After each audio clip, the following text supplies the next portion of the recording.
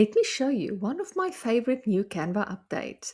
If your brand kit feels messy, disorganized, incomplete, or difficult to manage, Canva just added a feature that can seriously streamline your workflow.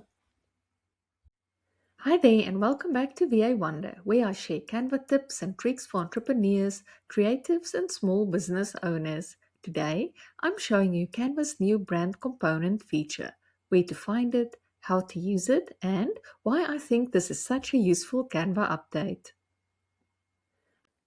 Brand components basically allow you to organize your branding elements into reusable groups, and now you can do it directly from a design that you are working with. Let me show you. Here, on the left-hand side, you will find your brand kit in Canva. If you haven't set it up yet, you can check out this video next to do so. To illustrate this new brand component option, I will use the cheat sheet design that I've been using in some of my videos. In this cheat sheet, I've been using three elements that I would like to save to my brand kit. This graphic design element, the blue cloud, and the YouTube icon. To do so, click onto one of these elements, go to the three dots, and when you move down, you will see a new option here, Create Component. Click onto that. Then you can type the name of your component. So this is my design illustration, and then you can click Save to Brand Kit. Down below Asset Category, I will save it under Graphics and click Create.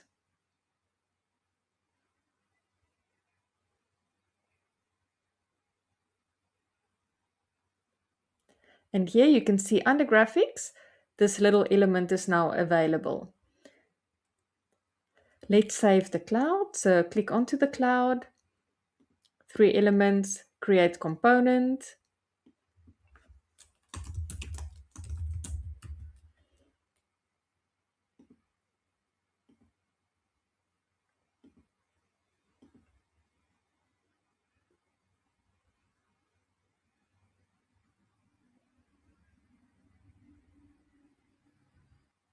In this process, the little YouTube icon has moved behind the cloud. So let's quickly go and find it.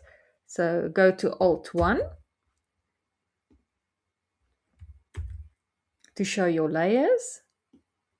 There you can see the YouTube is below the cloud. Let's just move it up again to make it visible. Now that we've got that selected, click onto the dots again, create component.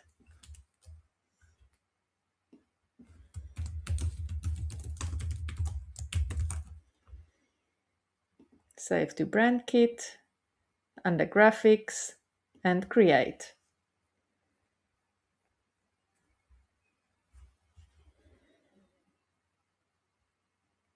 So now you can see under the brand kit, when you go to graphics, all of these graphics are here. So if I want to use it in future, let's just quickly create a new page here, say add page, and I want to do a design. I can come over to the brand, to the graphics, and then just simply click all of these elements over to my page. Let me show you two more very handy tips.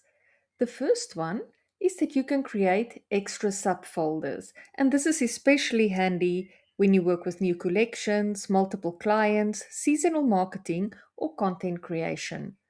So after you've chosen your brand kit, you can click onto All Assets, Asset Category,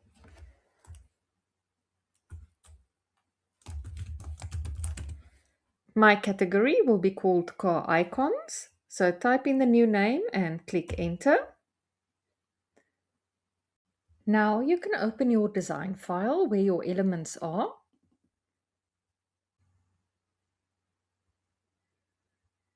I've got all my things together in a branding file. Go to the grid view.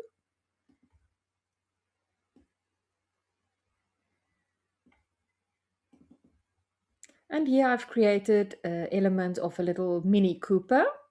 If you go to Layers, Alt-1, you will see that this image consists of two layers, the car and the little heart. Now, previously, you would have had to download this image as a PNG on a see-through background and then upload it into your uploads, and then you would have been able to save it into your brand kit. But now I can just select these two layers. To do that, go to Control A and then click Group. Then go to More, Create Component.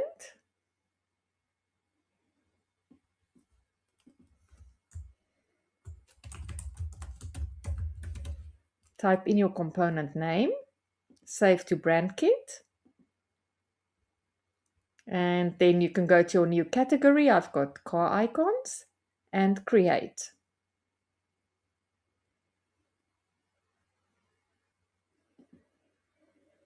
And now you can see that this little icon is appearing here within my brand kit. And you can also see that the little heart is there on the back window. Whenever you click on one of your brand components, you will see the name of the component at the top and also the option to go to source. From here, you would be able to edit that element. So click on to edit. Make sure that you allow detaching as well as image and video. Now, when you click onto it, you would be able to edit and you will see some options here on the top. So let's go and change the color.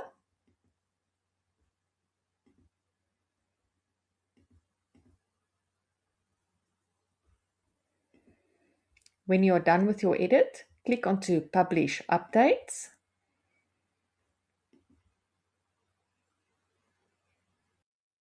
Now, when I go back to my branding file and I select the bus, this little red dot signals an available update. When I click onto it, the color update appears. Let's have a look at this pin that I've created in a separate file. When I click onto this component, the update is available here as well.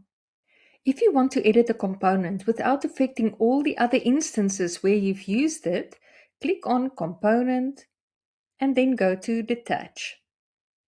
Your new edits will now only apply to this specific design. Personally, I think this is one of Canva's most underrated updates because it shifts Canva from just being a design tool into more of a true brand management workspace. If you found this tutorial helpful, make sure to subscribe to VA Wonder for more Canva tutorials, updates, and creative workflow tips. And let me know in the comments, would you actually use brand components in your business? Thank you for watching and see you next time. Bye bye.